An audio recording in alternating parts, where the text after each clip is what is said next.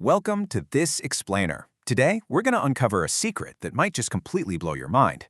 We usually think of superpowers as like flying, turning invisible, or shooting webs like Spider-Man.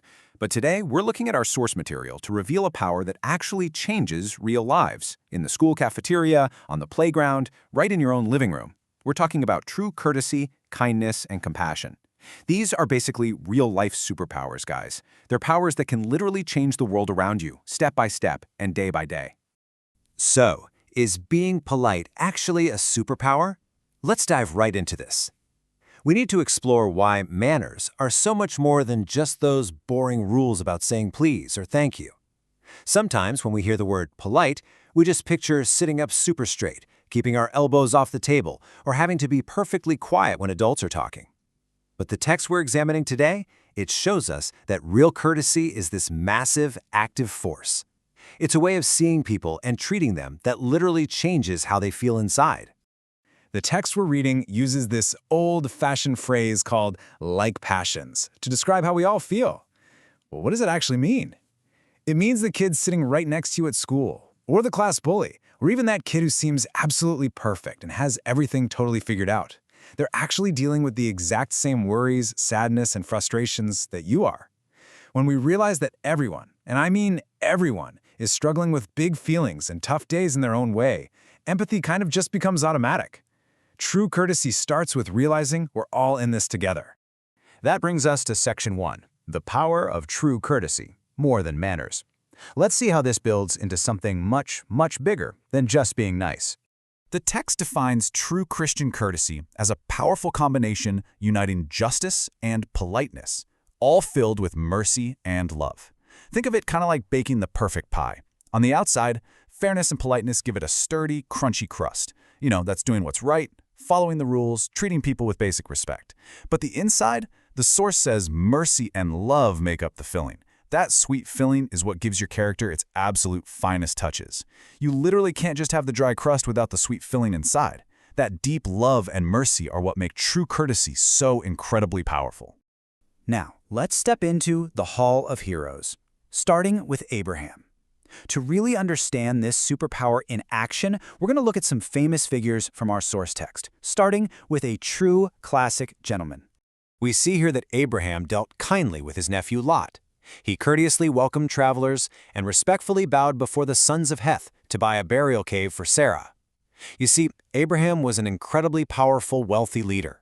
But when he saw tired, dusty travelers passing by his camp, he didn't just send a servant out to deal with them. Nope, he rushed out into the hot sun himself to offer them shade, water, and fresh food. Even when he was having a super stressful family argument with his nephew over land or respectfully buying a burial cave, he was endlessly polite. He never used his wealth to boss people around. He used his politeness to lift them up. Moving on through our Hall of Heroes, we come to Paul. Paul was someone who traveled the ancient world, survived scary shipwrecks, and faced massive arguments. He had to be incredibly tough, but he never, ever forgot how to be kind. The source points out this amazing balance. He was firm as a rock to principle, but always preserved his courtesy. Paul was absolutely firm when it came to sticking up for what was right, but he never let his bravery or his tough adventures make him grumpy. Sometimes we think that if you're really serious about your beliefs, you kind of have to be mean or stern all the time. Actually, scratch that. Paul proves that's totally false. You can be as solid and brave as a rock on the inside, but completely soft, friendly, and courteous on the outside. There's this amazing quote from the text that says, "The man of God did not absorb the man of humanity." Basically, that just means being a superhero of faith didn't stop Paul from being a warm, normal, friendly guy. He still smiled, he still took the time to say thank you, and he cared deeply about the little things that make everyday life pleasant for the people around him.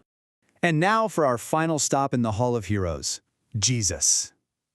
Let's move to the climax of our explainer and look at a hero even greater than Abraham and Paul combined.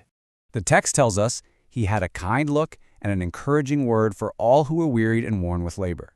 We usually picture Jesus doing massive, history-changing miracles, like calming giant raging storms or feeding thousands of hungry people with just a little bit of bread. But the text highlights his everyday power. It tells us his genuine courtesy shed rays of softness and beauty over his entire life. It was the simple things, really: a kind look, a gentle hand on a shoulder, an encouraging word to someone who is totally exhausted from working hard all day. As the ultimate example, he showed impossible to count instances of kindness, overflowed with tender sympathy and love, and was always ready to help the most helpless. Because true greatness, it looks exactly like this. The text says, it's actually impossible to count the amount of times he showed kindness. He was always on the lookout for the people sitting alone, the ones who felt tired, left out, or helpless, and he gave them his absolute best. He didn't just hang out with the important popular crowds. He gave his tender sympathy to those who needed it most. Now that is the ultimate superpower. Which brings us to our final section, kindness lasts forever. This is honestly the most mind-blowing secret from our source text about what happens to all these little actions. It explicitly says love, courtesy, and amiability are never lost. Just think about that for a second. The text promises that love, courtesy, and friendliness are never lost. When we eventually get to heaven, every single deed of goodness we did will actually be remembered and kept safe forever. When you share a pencil with a classmate who forgot theirs, or you sit next to someone who's crying on the bus, that action doesn't just disappear into thin air. It lasts forever. Just think about the math of heaven for a second.